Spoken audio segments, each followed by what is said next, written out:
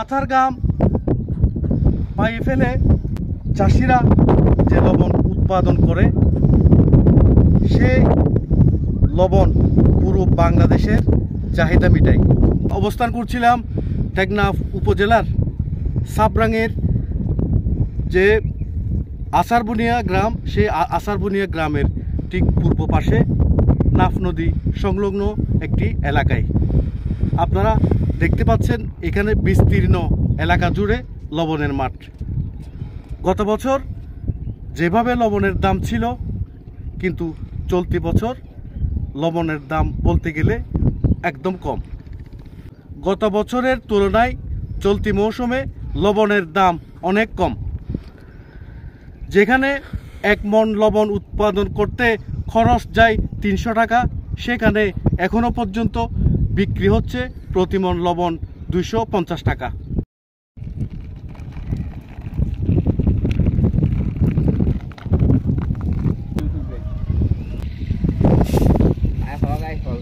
আমার নাম মোহাম্মদ রফিক।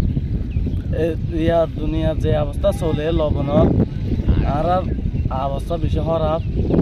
ওই জন্য লবণের দাম হইলে আগা আসলে 400 পর্যন্ত, অহন সস্তা লই হরে লবণ লই হরে আর হাড়নি লই হরে নুসার আর বেশি কষ্ট আসি।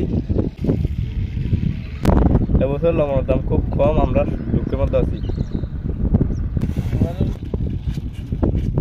এবছর লবণ গত বছরের সেই তুলনায় অনেক কম, তবে এবছর লবণ চাষি যারা করে তাদের মুখে হাসি নেই গত বছর। তবে লবণ চাষি যারা করে তাদের মুখে যেভাবে গত বছর হাসি খুশি ছিল, এবছর তাদের মুখে হাসি নেই, চেহারা কালো।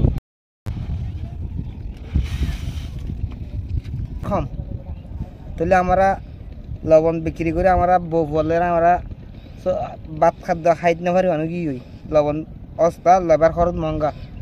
তাহলে আর সরকার যদি গিয়ে অত থাকিলে আর লবণের দাম থাকিলে আর তাহলে অন্য দেখতে দিম। লবণের দাম অনেক অস্তা, লবণ 60,000 টাকা অস্তা। আমরা কিভাবে চলতে পারবো? আমি একজন লবণ চাষি। এখন এই বছরের আমাদের লবণের দাম একটু কম,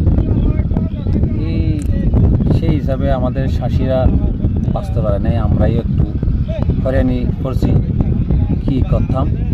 এই আমাদের সরকার যদি এখন যদি একটু নজর দিতে যদি থাকায় আমরা সুস্থভাবে চলতে পারি।